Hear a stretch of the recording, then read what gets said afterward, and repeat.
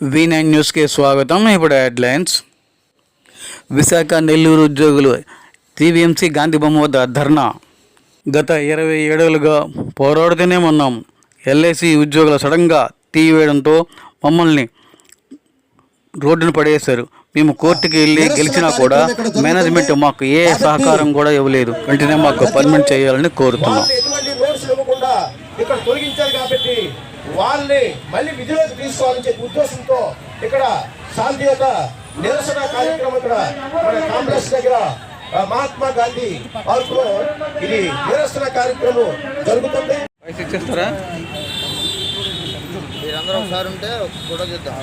యాజమాన్యం మాకు న్యాయం చేయాలి. యాజమాన్యం మాకు న్యాయం చేయాలి. ఎంప్లాయ్మెంట్ ద్వారా జాయిన్ అయిన కోర్టు మాకు న్యాయం చేయాలి. మమ్మల్ని వెంటనే విధిలో తీసుకోవాలి. మమ్మల్ని వెంటనే విధిలో తీసుకోవాలి.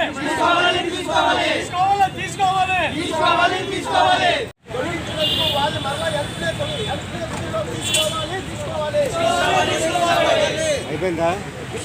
అయిపోయిందా అనకాపల్లి నుంచి వచ్చాము.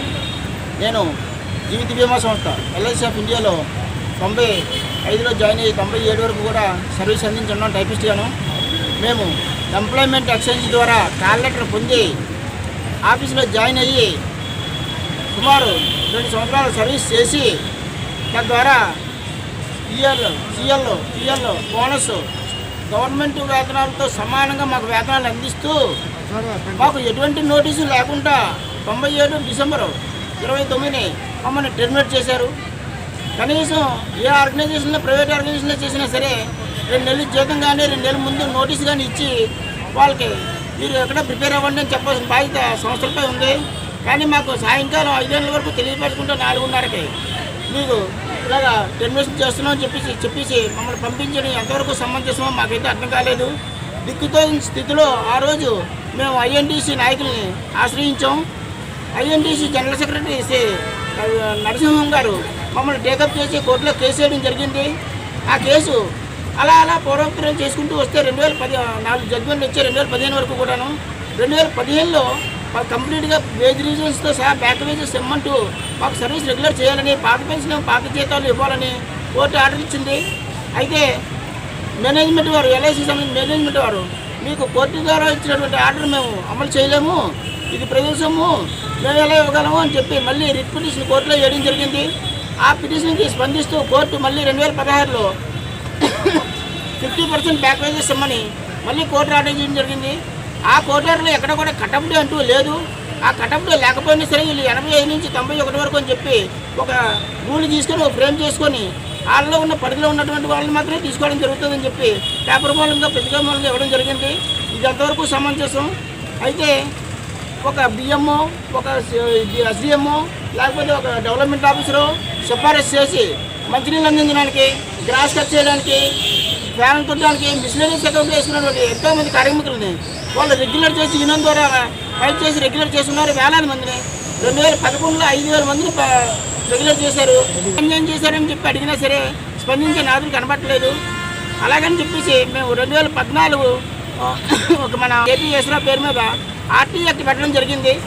RT యాక్ట్లో మీరు ID నెంబర్ 27/91 కేసులో మీరు 1287 మందిలో ఉన్నారు.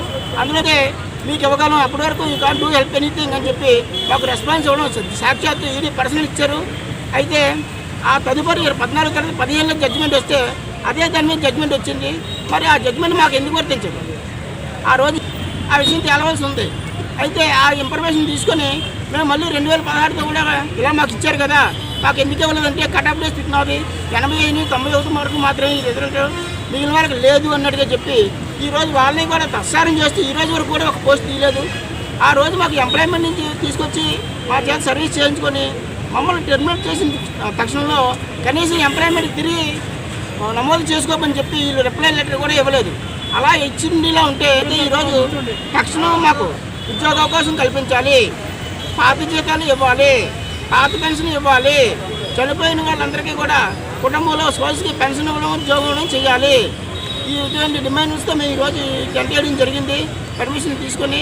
కాబట్టి ఈడీ పర్సనల్ గారు అందరూ స్పందించి మాకు తక్షణం మన విధుల్లోకి తీసుకొని మాకు ఈ చివరి క్షణాల్లో నన్ను ఈ ఎల్ఎస్సి ఆఫ్ ఇండియాలో విశాఖపట్నం అండ్ నెల్లూరు డివిజన్లో 1993 to 1997 వరకు ఎంప్లాయ్మెంట్ ఎక్స్చేంజ్ ద్వారా నియమించి ముందస్తు నోటీసులు లేకుండా తొలగించినందుకు ఇవాళ ఎల్ఐసి నిరసన ఇక్కడ గాంధీ దగ్గర జరుగుతుంది. దానికి నేను ముఖ్య అతిథిగా నన్ను ఆహ్వానించిన వారు నెల్లూరు డివిజన్ తరఫున 120 మంది తరఫున మీ అందరికీ ఒక నమస్కారాలండి. మా యొక్క 27 సంవత్సరాల ఈ జీవిత పోరాటాన్ని మీరందరూ కూడా మాకు సహాయ సహకారాలు అందించి ఒక్క 10 నిమిషాలు మాకిచ్చు ఎస్సీ ఎస్టీ బీసీ మైనారిటీ పేద కుటుంబీకులకి మీరు ఒక భిక్ష పెడతారని మిమ్మల్ని అందరినీ కూడా మనస్ఫూర్తిగా వినయపూర్వకంగా